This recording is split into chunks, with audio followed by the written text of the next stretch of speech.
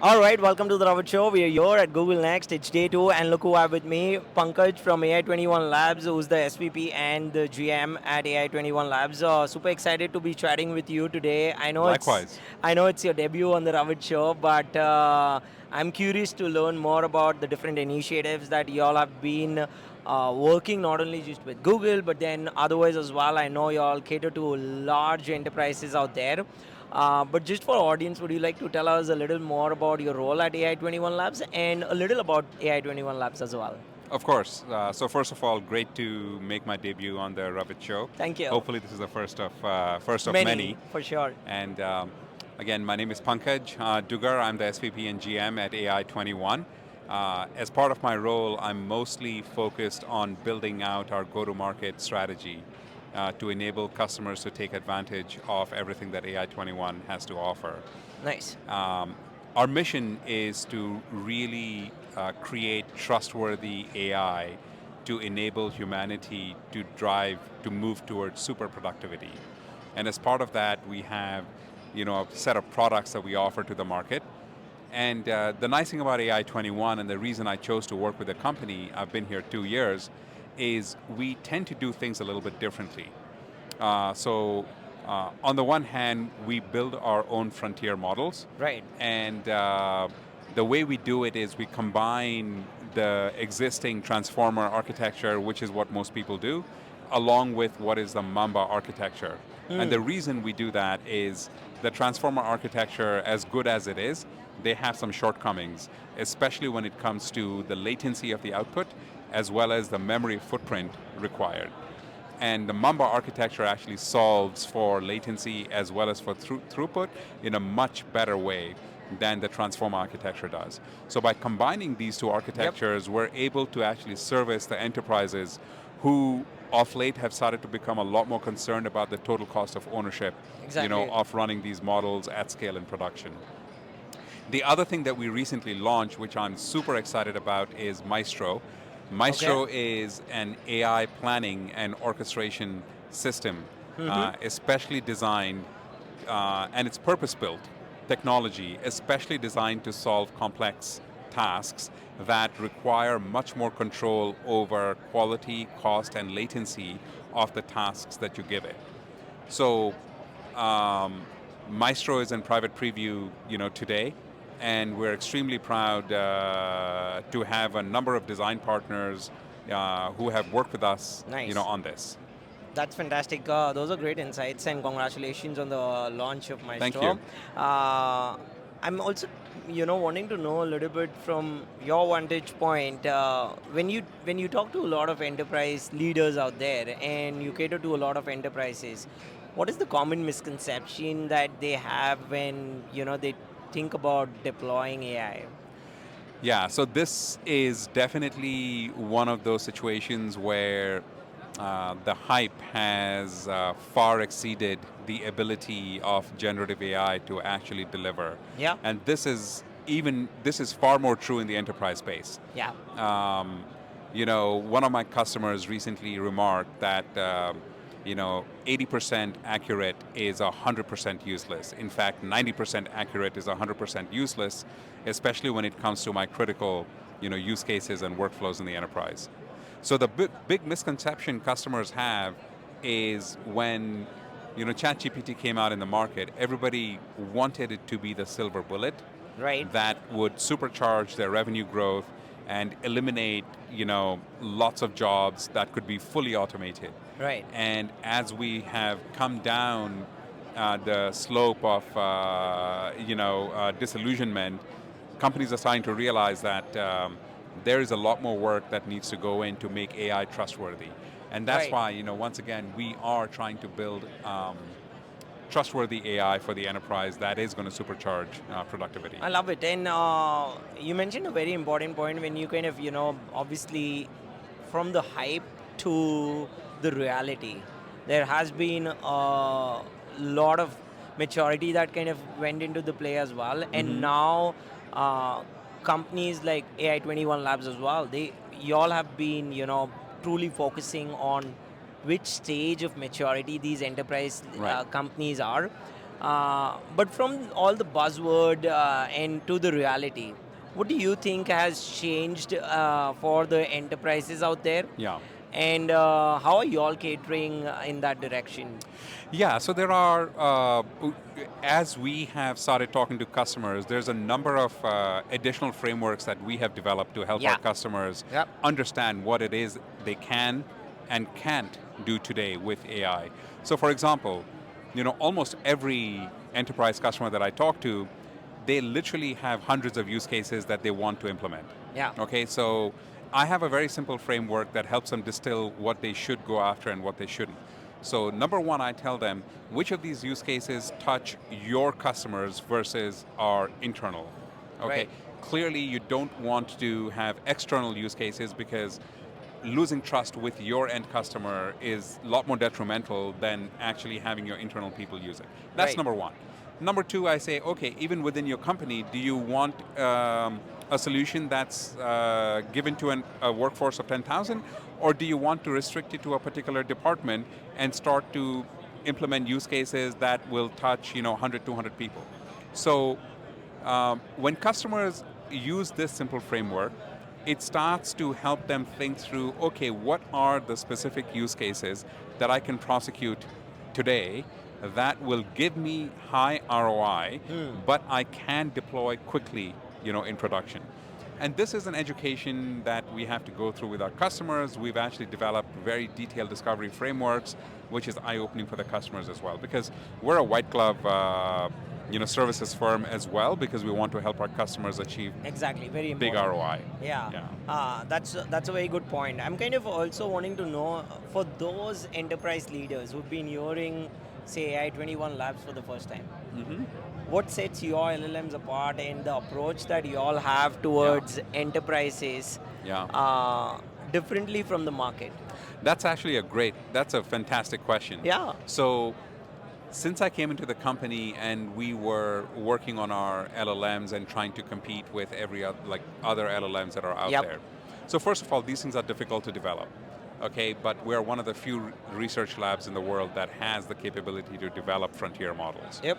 Um, when we started talking to customers and the early experimentation the customers were doing, it didn't matter that much because the customers set aside, $50,000, $100,000, $200,000 to do a POC, and they were simple use cases. Yep. When those POCs were successful, now the customer wants to deploy it at a much larger scale in production. And all of a sudden, doing a back of the envelope calculation, they realize that it's going to break the bank. Yeah. Okay, so the customers suddenly, are like, okay, my TCO needs to be much more manageable True. to do this.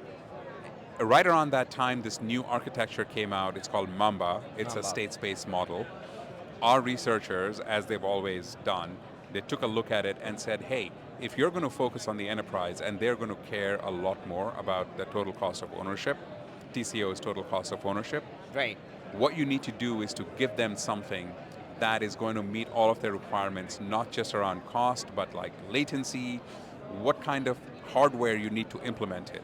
Yep. Because not everybody has, hundreds of GPUs and big clusters to deploy these things in production. Those cost money. Yep. So we went at it a different way, and we said we were one of the first ones to bring out a hybrid LLM that is enterprise grade, that reduces hallucinations, keeps your costs low. Yeah. No, I think those are fantastic insights and definitely tells us more about what sets you all apart from the other Yeah, LLMs in the and space. our customers love it because this is giving them the ability to actually fast track use cases that were Yeah. stuck because there was low ROI, and all of a sudden you can deploy them on less intensive hardware, Exactly. and you're actually getting results, faster. So you're using less compute, and all of these things actually make it much more palatable for the customer to say, hey, I can now implement many more use cases than I was going to be able to do earlier. That's fantastic. One more quick question for you is one of your core differentiator is around private, secure Yes. deployments. Why is that becoming such a deal breaker for enterprises? Because you talk to a lot of customers out Yes. there. Can you tell us a little about that? Looks like you've done some great research on us, and that's a Yeah, fantastic for sure. question. Look, when we started out, we were offering our models through a lot of the cloud platforms and our own SaaS as well. Right. But because we're so focused on the enterprise, as we started thinking through customers' use cases, they said, well, you can't touch that yet because this is highly regulated, highly sensitive data. Yes. And I can't actually have this data leave my customer account if they're on AWS or GCP or Azure, or if they're on a private cloud or their own on-premises, they're like, I just can't have this data leak. Exactly. So we actually pivoted our business model to enable customers to privately deploy, our models. Okay, so we changed our go-to-market strategy to start prioritizing. Wow. Let me meet where the customer is today. Exactly. And in many of these high-value, high ROI use cases, critical business cases, the customer says, if you can figure out a way to give me the weights of your models and I'll license them from you, I would be very happy to deploy them. So we came up with that model quickly, and we're one of the very few companies out there that enable customers to deploy our models privately.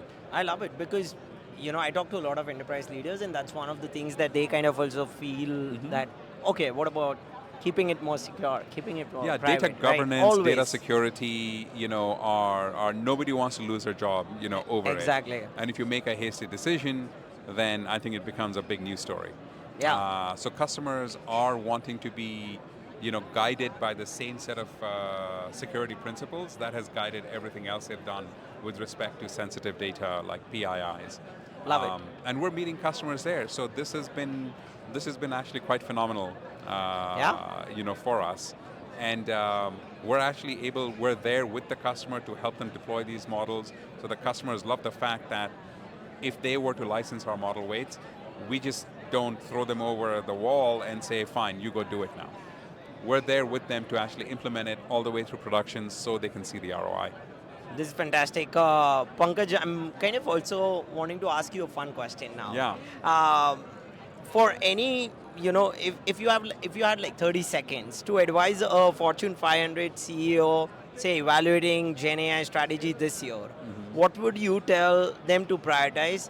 I am saying this year is because this year seems to be a little more stable in terms Yeah. of 2023, 24 was more about, the year of POCs. CIOs, CDOs, AI chief officers, they have Yeah. kind of figured out, AI and the implementation part as well. Yeah. But those 30 seconds, what would you like to advise the CIOs out there? Yeah, another great question. I think, as you probably also know, less than 6% of POCs have actually gone into production. True. And a lot of that has to do with your ability to manage costs at scale and increasing concerns around data security and governance. So my advice to CIOs and CXOs looking at deploying generative AI solutions into production is look at a few simple frameworks that you cannot break. Right. Including what are the key high-value use cases that you have. Do you want to continue to be able to trust the AI? And I'm not saying that on-premises is always the answer. We provide hybrid models as well. So look at which of your use cases can go on-premises versus which can go in the cloud. And then look at agents, because agents are going to become incredibly important. Exactly. And that's why our new launch product, Maestro, which is, by the way, LLM agnostic. So Maestro is a purpose-built technology that can work with any LLM, but it gives you much more control over your costs and your latency and the quality of the outputs. So look at a few frameworks, think through the critical aspects of what you need to get done, and we're always here to help you if you need to give us a shout and talk to us. Love it. On that note, I'm just gonna, ask you one last question, I promise, and that is about if folks want to reach out to you Yeah. or reach out to AI21 Labs. I know you all put out a lot of resources for the Yeah. community, for them to learn, educational material as well. Yeah. Where can they do that? Is LinkedIn a best place to reach out to you and for the AI21 Labs as well? Where can they do that? So LinkedIn is fantastic. I mean, AI21 is very active on LinkedIn, as Fantastic. am I. There's AI21 Twitter as well. And of course, there's always AI21.com.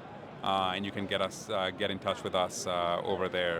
As Fantastic. well. We're super responsive, and we're always very hungry. We love working with customers, solving their problems. That's awesome. We love, and I know how approachable you all are. So that's fantastic. Thanks once again for sharing all the great insights. We'll keep the conversation going, and like you said at the start itself, the debut to many more conversations Yes. that we'll have on the Ravit Show. Such a pleasure hosting you, and we'll keep discussing and we'll keep learning more from AI21 Labs. Thank you. No, and appreciate you. Thanks for having me on. Yeah, for sure. Thank you very much. Thank you, audience, for joining us Thank today. you.